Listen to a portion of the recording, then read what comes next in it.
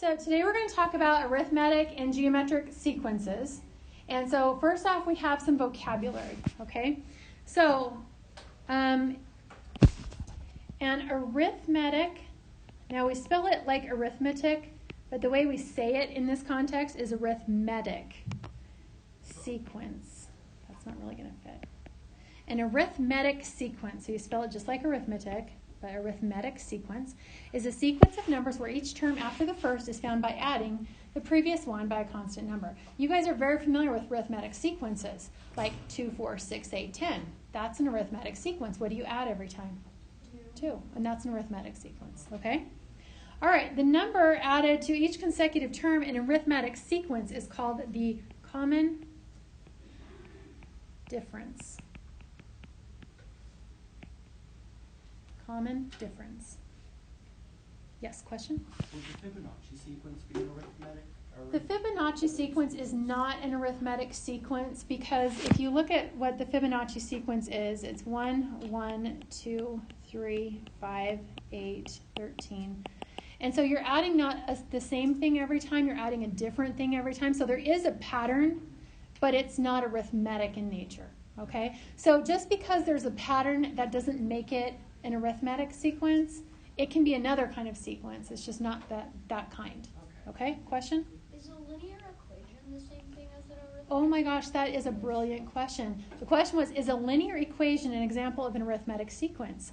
Yes, it is, because you're adding a constant rate of change. You're adding 2, you're adding 2, you're adding 2. Yes, exactly. Very good. Okay, well, and we'll talk about that more as we go. Okay? All right, continuing on. A geometric sequence, sorry, I should have left more room here. Geometric sequence. Geometric is a sequence of numbers where each term after the first is found by multiplying the previous term by a constant number. So you multiply by 2, you multiply by 2, you multiply by 2. So the sequence of 2, 4, 8, 16, 32, 64 would be an example of a geometric sequence. What does that sound like that we've done? Exponential, yes. So let's put that, because since you guys said that. So this is an example of a linear, and this example would be a geometric, or no, exponential, sorry. Exponential. So an exponential is an example because you're having this number that you're multiplying by every time, okay? So the number that you multiply in a geometric sequence is called the constant ratio. Constant ratio.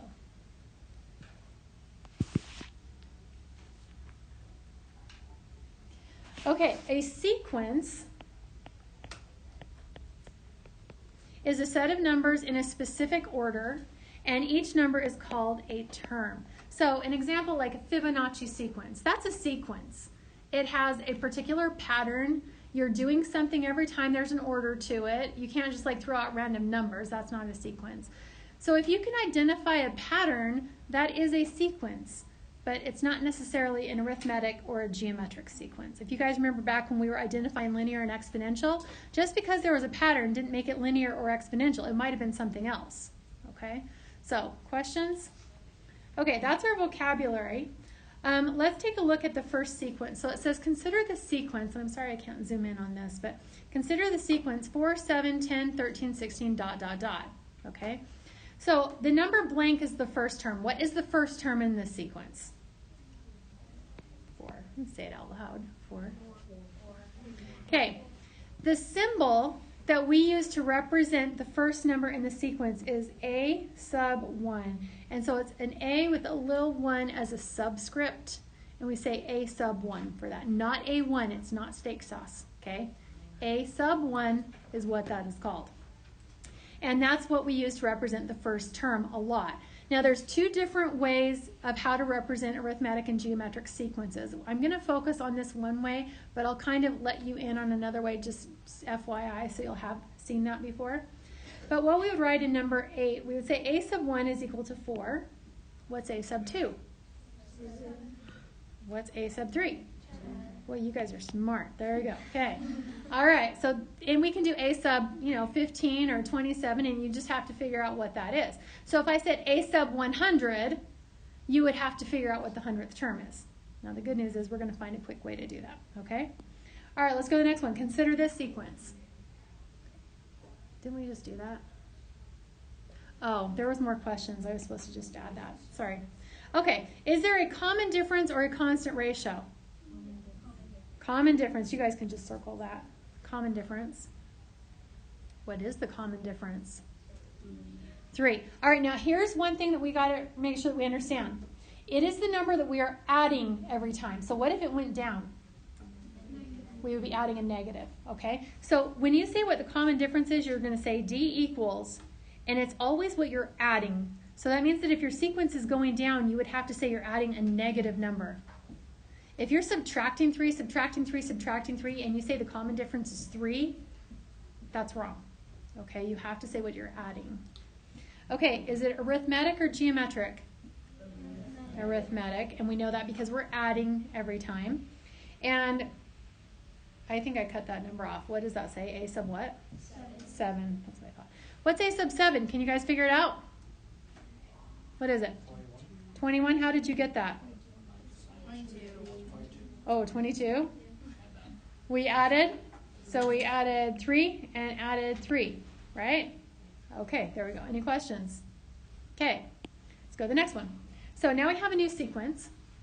6, 1.2, 0.24, 0.048, and so on. Okay, so there's a couple of questions, and we kind of have to ask them kind of in conjunction with each other. Is there a common difference or a constant ratio? So basically I'm asking, are we adding every time or multiplying every time? Or neither one, maybe. What do you think? Kimberly? We are multiplying. Okay, so we would say constant ratio. Now I'm not asking you yet what it is, but I'm going to ask you in the next question, what is it? So this is kind of a harder question. Let me show you a way to figure this out, because sometimes it's really easy to see, and other times it's not very easy to see.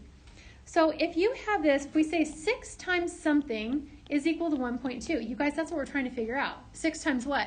Well, that's just a one-step equation. You can just solve it.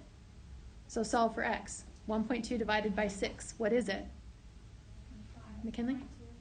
0.2? So 0.2, that's my common difference. I mean my constant ratio. Sorry, constant ratio.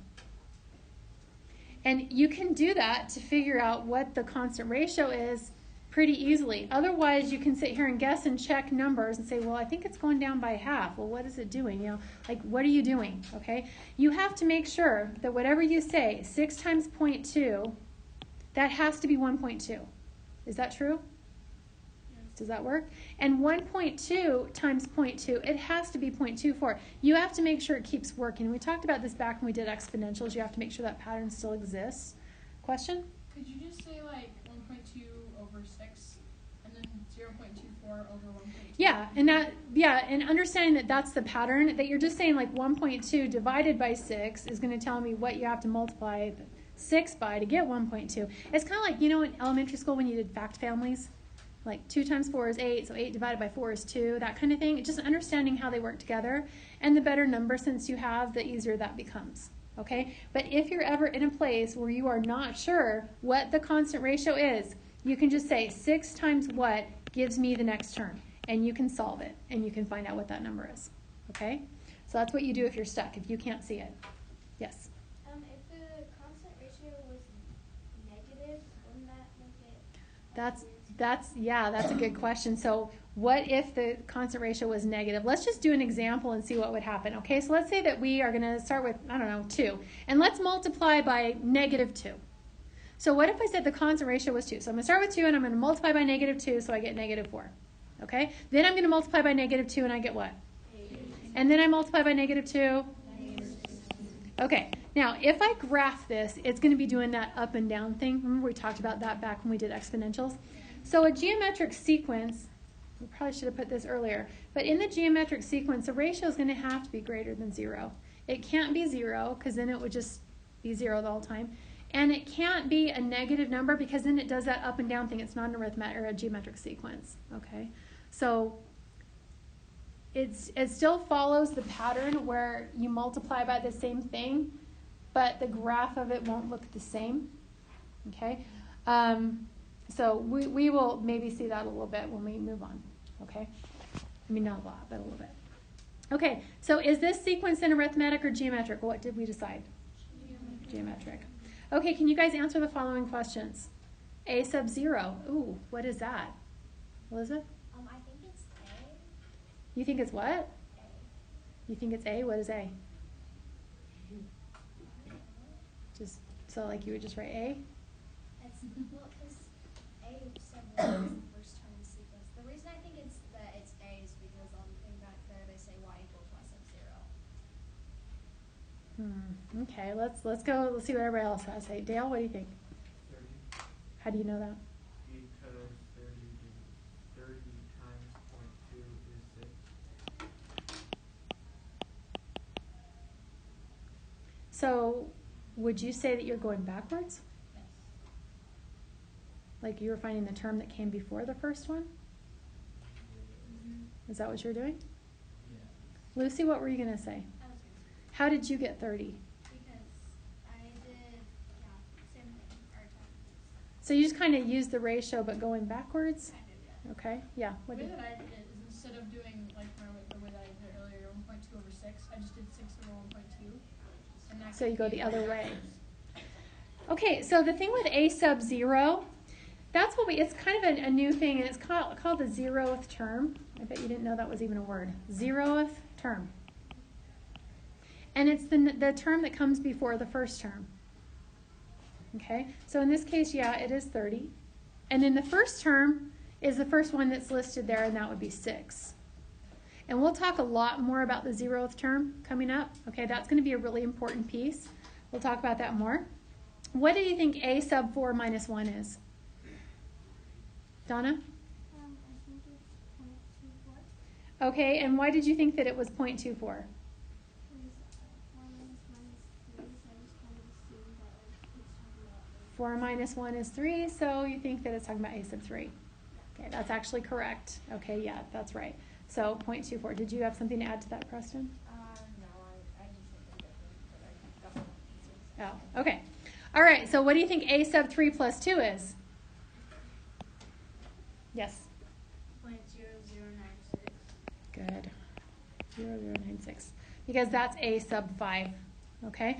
So we're not going to see like subscripts like 3 plus 2 a lot, but we're going to see all kinds of subscripts in our terms, and it's just talking about this term versus that term or this term. Okay? So we'll see a lot of those subscripts as we go on. Okay, write the sequence as ordered pairs. So this sequence, 4, 7, 10, 13, 16, how do we write that as ordered pairs? Well, okay, you got an idea, Dale? 1, 4, 2, 7, 3, 10, 4, 15, 5. Yeah, since 4 is the first term, that's going to be first term is 4, second term is 7, third term is 10, fourth term is 13, and fifth term is 16, and you don't have to write beyond that, just write ... Okay? So those can be written as ordered pairs. You can also write this sequence in a table. So we've got our inputs in this top table, and that's 0, 1, 2, 3, 4, 5. What do you think those 0, 1, 2, 3, 4, 5 stands for? What do you think? It's like sub 1. It's the top row is X and the bottom row is Y. Right. So like you were saying, like A sub 1 and A sub 2. Yeah, that's what that is. Okay? So you guys can easily fill in this part. Can you fill in that one? Can you fill in A sub 0? What is it? 1. How did you know that? Because the first number is 4 and 4 minus 3 equals 1. So instead of adding 3, like we do every time, if I'm going to go backwards, I will subtract 3. Does that make sense? Any questions about that? So I'm going to have 1, 4, 7, 10, 13, and 16. Okay? All right, let's go to the next thing. Okay, you're going to have a lot of questions like this, and I'm going to give you a sequence, and you're going to have this set of directions for them, okay? So the first thing you're going to do is determine, is it arithmetic, geometric, or neither? If it is neither, you get to skip the rest of the question, okay? But you better make sure that it's really neither before you skip the rest of it. So if it is arithmetic, find the common difference. If it's geometric, find the constant ratio. And then I want you to find A sub 0 and A sub 1. Okay, so The sequence is 6, 9, 13.5, and 20.25. So first of all, what kind of sequence is that? So I need somebody to tell me and how you figured it out. So who wants to be that person? I'll give you a second. Okay. Jessica, what do you think? So I think it's geometric. Okay, first off, how many of you guys agree with her that it's geometric? Okay, pretty much everybody. Okay, so Jessica, how did you figure that out? Well, I divided 9 by 6 and I got 1.5, and then I divided 13.5 by 9 and So you made sure that that works every time. yeah. So 13.5 divided by 9, and that's equal to 1.5, right? Okay, did you guys all do like a similar type thing to figure that out? One thing you want to make sure that it really continues to work and it doesn't like surprise you there at the end and does something different, okay?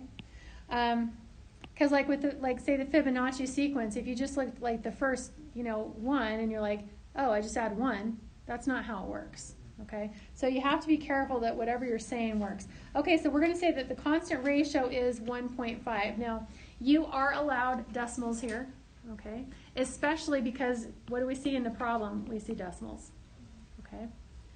A sub 0, so now we have to back it up and we have to find out what was it before it was 6. So who can tell me? Yeah. 4. Good. Because if we do, you could do a couple ways. You can say x times 1.5 is equal to 6. You can say 6 divided by 1.5 because we're going backwards, which is actually all the same math anyway. And then a sub 1 is going to be the first term in the sequence. Okay? All right, let's go to the next problem. Okay, I just repeated the directions up here, but there's the sequence for you. You guys go ahead and figure out what that is.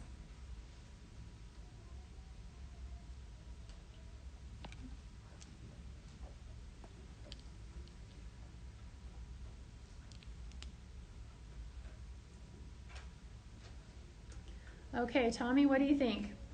Neither. Why do you think that? Well, it seems to go at a rate of what's it called. Well, it seems to add 4 every time for the first 2 or 3, and then it just jumps up to 8.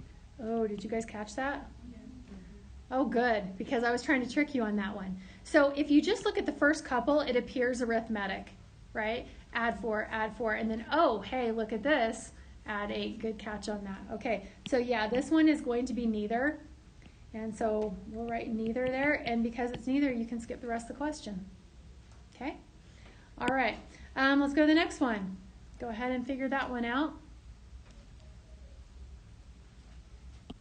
Okay, did anybody have an idea of which one it was going to be? And can you explain like why you thought it might be that? Okay, let me see if I get Michael. What do you think? I thought it was gonna be. At first, I thought it was gonna be geometric because it looked like it was a whole bunch of decimals.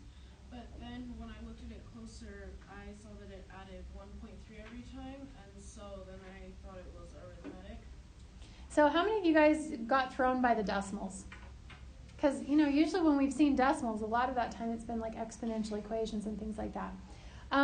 Did any of you look at the numbers and notice that they're all fairly close to like the same length or width apart? Like, yeah, you notice that? So that's kind of like a clue that I would key into is like they don't look like they're getting further and further apart or closer and closer together. They look like they're kind of staying the same.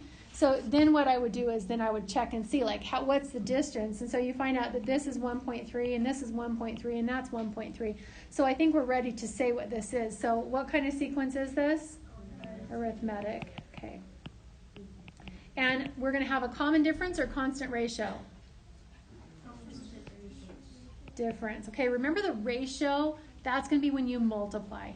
Okay? The common difference, that's like a subtraction thing, so you can think add, subtract. Ratio is like a division thing, so you can think multiply, divide. So that's why the one goes with the other. So what is our common difference? Michael said it. You want to say what it is again? It's 1.3. 1.3. Okay, good.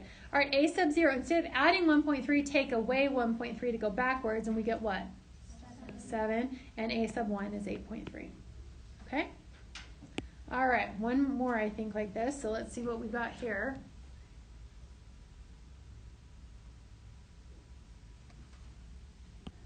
All right, what do you think, Austin? I want to say neither, even though I feel Okay, so there's a pattern, right? Did everybody see the pattern? Okay, so it just kind of depends on, are we going to consider, like, if we multiply by a negative number, is that going to be a geometric sequence or an arithmetic sequence? So earlier, like with exponentials, that multiplication rate, that can't be less than 0. And so I think we're just going to hold to that. Okay, so if we say that r is going to be greater than 0, so in this case, then we would say neither. However, I will accept geometric because it does follow the pattern that you're multiplying by the same thing every time. So we can actually go either way on that. I'll let you know before the test what I decide. Okay, so geometric, and we would say, and I'm going to put in parentheses neither, okay, because of that. I want to make sure that we're clear that, it is multiplying by something every time. So I'll probably look that up and see if I can find some better authorities on that as far as what that is considered. So r is equal, if we're multiplying by something, what are we multiplying by every time? What is it? Negative 3. Okay. All right, so a sub 0, what would I do to get to a sub 0? What am I going to do? Mallory, what do you think I'm going to do? So what math? Divide by negative 3, right? So negative 2, and a sub 1 is 6. Okay? All right, let's go to the next thing. We'll skip this part. Right as a set of ordered pairs. So we already talked about doing that. Let's skip that one. Okay, this one, we're going to skip most of this too because it's just kind of reviewing the vocabulary. So we won't worry about that. You can probably quickly write it in anyway. But let's go to 29. So 29, a sub 0 represents the term before a sub 1. So the term before a sub 1 is a sub 0. Okay, yes? Isn't it also the Y-intercept? Ooh, you guys are so quick to catch on this stuff. It's also the Y-intercept, and that's why it's important. That's why we care about that a sub 0, because it is the Y-intercept. Okay, and so we'll talk more about that as we move on. Okay, if a function is linear, the equation is written in slope-intercept form. What is slope-intercept form? Write it down, you guys. What is slope-intercept form? We've done that a lot. Okay, if a function is exponential, it's written in exponential general form. What is that? Do you remember that one? That was a little bit more recent. Who knows it? Ooh, Elizabeth? Y equals a, b in parentheses, to the x power. Yeah. Technically, you don't have to have parentheses on that since b is the only thing in there, but it's good practice to have that. Okay, so we're going to go into that. So,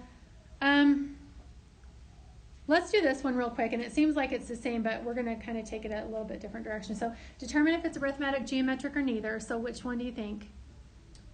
Jordan? Arithmetic. Why do you think that? Because it's going down 3 every time. Down 3 every time. So, we would say that the common difference is d equals negative 3. Because it's going down, you have to say negative 3. Okay, now write the ordered pairs. So, we're going to start with 1, 5, and 2, 2. 3, negative 1, 4, negative 4, and 5, negative 7. We could also throw in, depending on what we're doing, we could also throw in 0 what? 8. Okay, Jessica, what were you going to say? I was just going to ask if you wanted us to write the 0. Oh, okay, yeah.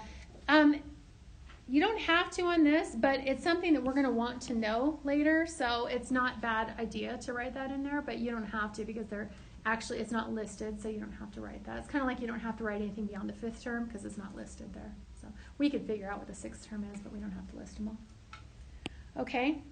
The next thing we're going to do is we're going to graph this set of ordered pairs. So I went to a different screen here, but this set of ordered pairs, you guys, I want you to graph those ordered pairs right here on this graph. Okay, right there.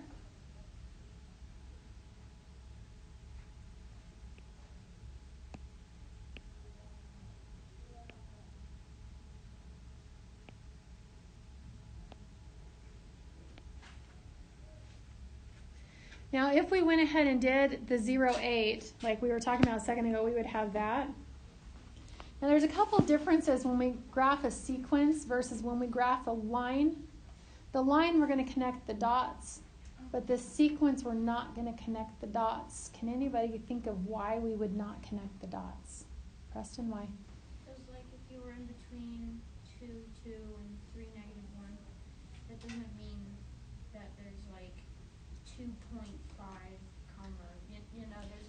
you can't have like a 2.5 term. Yeah. Like it's either the second term or the third term. There's nothing in between. And so by not connecting the dots, we're saying like it's this one and then it goes to this one. There's nothing in between there. Okay? Oh, thanks. Can you set it down there? Yeah. Oh, and can you take... Okay. So we don't want to connect these dots. All right, but this is the graph of the sequence. Now, if we're representing the sequence, the equation that represents the sequence, though, we can write the equation that represents the sequence. So that's where we're going to go and look at these other questions. So E is the sequence representative of linear or exponential data. That represents linear data, okay? And you can see how it's going in a line. Like if you were going to connect it, it would be a line. What is the slope or rate? So since we've decided it was D, what is the slope? -3. So D equals -3, and the slope is -3. So the common difference is the slope. Okay? So whatever you decide the common difference is, that is your slope. Okay? Notice how it goes down 3 over 1, down 3 over 1 every single time. What is the Y-intercept? Yeah. It says slope, so you can just write this. Okay? No, write M equals -3. Okay. Oh, you are going to survive. Okay. What is the Y-intercept? So we're going to write B equals what? 8. Okay, and that's where finding that 0th term comes in because you're going to need that anyway. Okay, how can you tell the slope or the rate from the sequence without graphing it? So this is kind of the connection there. So how could I tell the slope if I didn't make a graph? How? Like delta y over delta x? Yeah, if I looked at the ordered pairs, I could do that. Is there something else that would even be faster, like if I wasn't going to graph it? The common difference in the Yeah, the common difference, which is actually what we're doing when we do that, we're finding the change in the change in the y's is what we're doing. But the common difference for a linear or the constant ratio is actually going to give us our slope or our rate, depending on which one we're talking about. Okay, so once you've determined that, like we've got the slope. Okay, let's go to the next question. How can you find the y-intercept or initial value from the sequence without graphing it? So if I wouldn't have done this and like continued up here, how would I get that? Okay, Preston. Just do a sub 0. Yep, a sub 0. All right, write the function or equation using f of x. So instead of saying y equals mx plus b, we're going to say f of x is equal to, what's the equation for this sequence? Yes? -3x plus 8. Perfect. Okay, so that equation represents the sequence. Okay, obviously our inputs could only be positive integers, like the first term, the second term, the third term, because we can't put in like 1.5 because that wouldn't make any sense. But this is a sequence. Okay, let's go to the next one. Okay, so here is another sequence.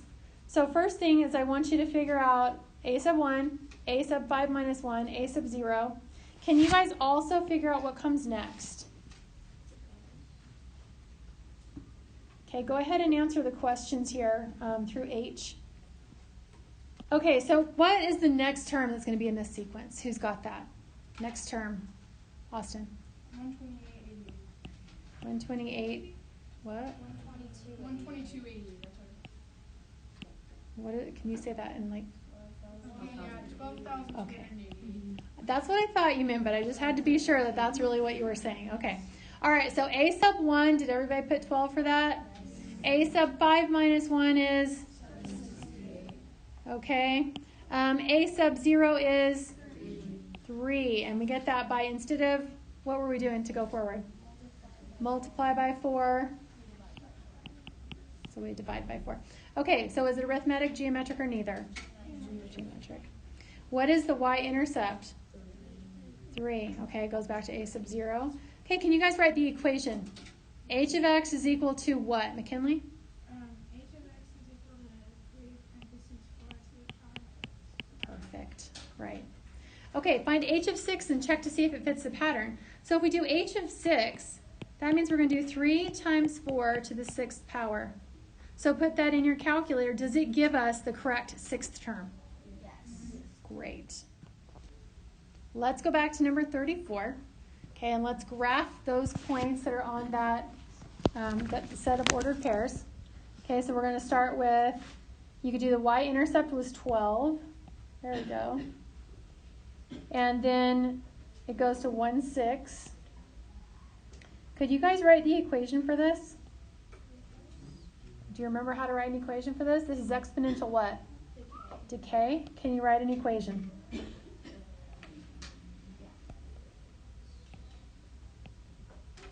Now again, we're not going to connect those dots because you can't have like a 1.5 term or 1.7 term. There's nothing in between the first and the second term. So we're not going to connect it. But the equation that we come up with, that is going to describe it. Okay, so who can tell me what my equation is going to be for number 34? Yes. It says D. Oh, d of x? Oh, sorry. So D. D of x equals 12 parentheses 0.5 or 1 minus 0.5. Okay. And parentheses to the x power. Very good. So what he was saying is in there you could have 1 minus 0.5. That's fine too. Okay. All right, great job. Okay, so let's go to the next question. So 35, just kind of again reviewing the vocabulary, an arithmetic sequence is representative of linear or exponential. You can just circle. What's an arithmetic sequence representative of? Linear. A geometric sequence is representative of exponential. The first term is represented by what? A sub 1. If a sequence increases or decreases by a constant number, then it is what? That one's arithmetic. Okay, if it's increasing or decreasing by a constant number. So like add 3, add 3, add 3. The common difference is represented by what letter?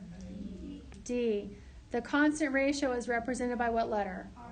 And the y-intercept is represented by A sub 0. B is when we're writing it in slope-intercept form, but when we're talking about sequences, we're going to be saying A sub 0.